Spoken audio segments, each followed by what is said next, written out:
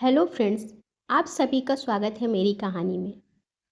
करवा चौथ का दिन कमरा नंबर 102 के बेड पर पड़ी हुई वह खूबसूरत सी मासूम औरत जिसने हजार सपने देखे थे अपने करवा चौथ पर, यह करने के वह करने के, पर उसका करवा चौथ आसान नहीं था। बेड नंबर 15 पर वह लेटी हुई थी। वह माँ बनने वाली थी।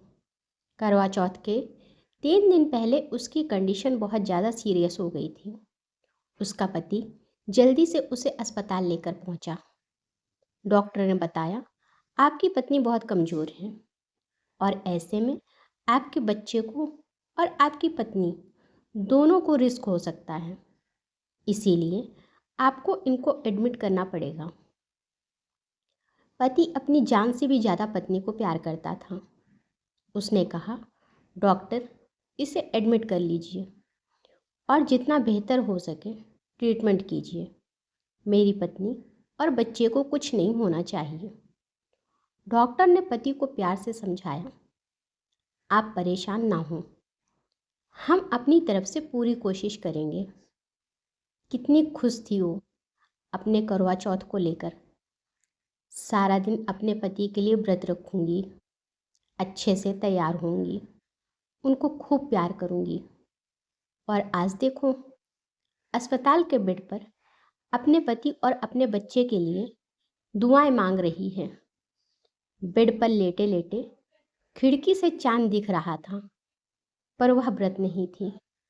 उसने चांद को देखा और दुआ की, मेरे पति की खूब लंबी उम्र हो, हमेशा स्वस्थ रहें, उनके जीवन में कोई दुख ना आए, और भगवान मेरा बच्चा इस दुनिया में अच्छे से आ जाए।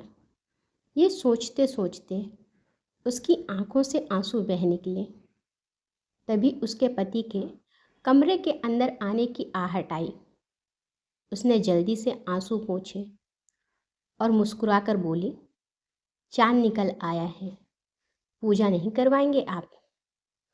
उसका पति हंसकर बोला, उसी की तैयारी के लिए तो गया था। उसने कहा, मतलब? उसने बेड को फोल्ड किया और उसके सहारे अपनी पत्नी को बैठाया और बंद मुट्ठी को खोलने को कहा। पत्नी ने प्यार से मुट्ठी खोली। देखा तो पति के हाथ में सिंदूर की डिब्बी थी। पत्नी की आंखों में आंसू आ गए। उसने झट से अपने पति के पैर को छूने की कोशिश की, पर उसके पति ने उसे पकड़ लिया।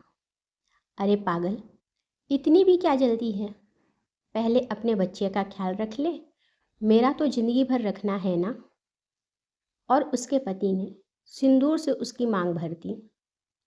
वह अपने पति के सीने से लग गई।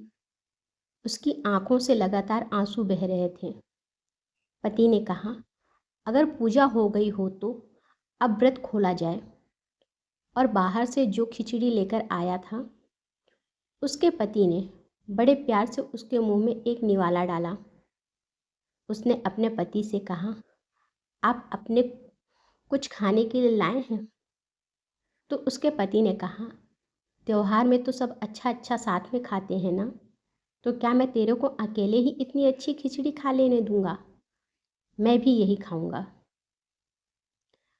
पत्नी अपने पति से रोते हुए बोली, मुझे माफ़ कर देना, मैं आपके लिए व्रत नहीं रख पाई। पति ने कहा, नहीं, तू झूठ बोलती है, तूने मेरे लिए व्रत रखा है मन से। सिर्फ खाना ही ना खाना व्रत नहीं होता। व्रत एक विश्वास होता है जो हम भगवान पर करते हैं, जिससे हमें लगता है कि हमें वह सारी चीज़ मिल जाएगी जो हम चाहते हैं। जरूरी तो नहीं है ना कि यह विश्वास हम बिना खाना खाकर बनाए रखें।